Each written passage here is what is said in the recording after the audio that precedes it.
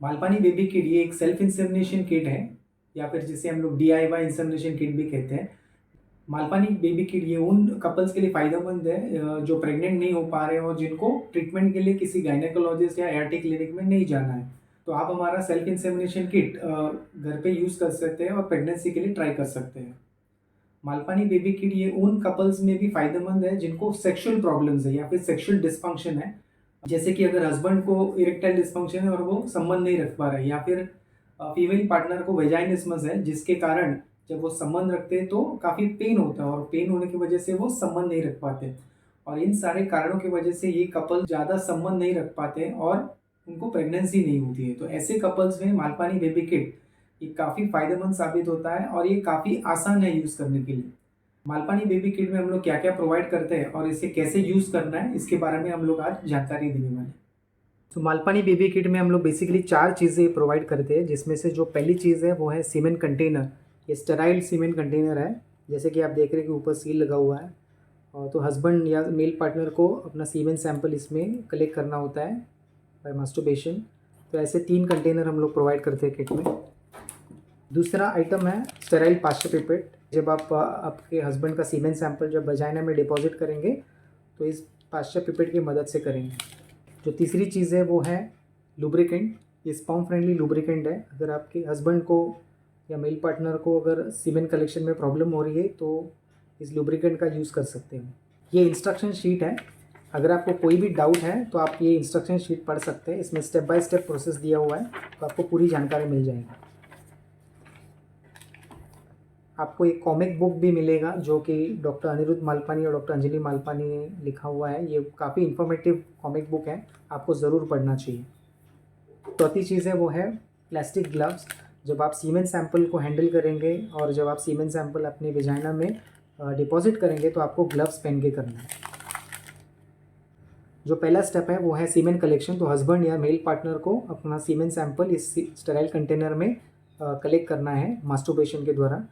और जब आप सीमेंट कलेक्ट कर रहे हैं तो आप एक चीज़ का ध्यान रखें कि जो अंदर का हिस्सा है, जो स्टेराइल पार्ट है, उसको आपको टच नहीं करना है, क्योंकि अगर आपका हाथ या पीनस अंदर टच हो जाता है तो सीमेंट सैंपल कंटामिनेट होने के चांसेस होते हैं। तो आपको ध्यान रखना है। और अगर आपको कोई कलेक्शन के लिए प्रॉब्लम हो रही है, अगर आप सीमेंट सैंपल कलेक्ट नहीं कर पा रहे तो आप ये लुब्रिकेंट का यूज़ कर सकते हैं।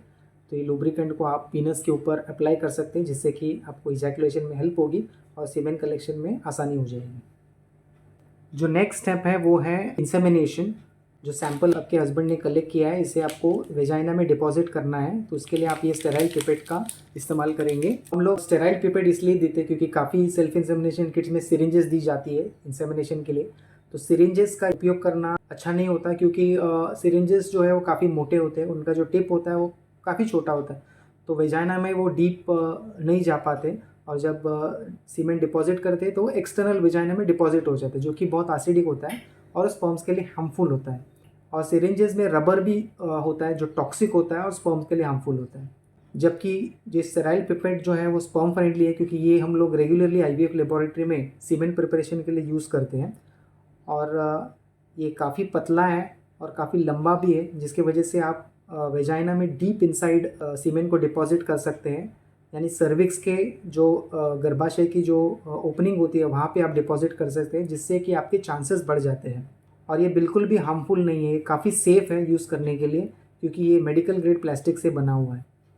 तो पहले आपको सीमेंट सैंपल को इस पास्चर पेपर में लोड करना है। तो जैसे कि आप देख रहे हैं कि ऊपर बल्ब दिया हुआ है, तो आप इस बल्ब को प्रेस करेंगे तो नेगेटिव प्रेशर क्रिएट हो जाता है और इसको जैसे ही सीमेंट सैंपल में डिप करेंगे और हल्का सा प्रेशर रिलीज़ करेंगे तो सीमेंट सैंपल अंदर सक हो जाता है कुछ इस तरह से। सेल्फ इंसेमिनेशन के लिए आपको बेड पे लेटे रहना है, पिलो आपकी कमर के नीचे रखना है ताकि एक एंगल क्रिएट हो जाए और सीमेंट सैंपल जब आप डिपॉजिट करेंगे तो बाहर लीक आउट नहीं होगा। इंसेमिनेशन के वक्त आपको आपका लेफ्ट हैंड यूज़ करना है, एक उंगली आपके वेजाइना में इंसर्ट करना है ताकि जब आप पिपेट को अंदर इंसर्ट करेंगे तो आपको आसानी होगी। तो आपको ये ध्यान रखना है कि जितना डीप हो सके उतना डीप आपको पिपेट को इंसर्ट करना है और सीमेंट को डिपॉजिट करना है इस तरह से। और जैसे आप डिपॉजिट करेंगे और स्लोली आपको पिपेट को विड्रॉ करना है।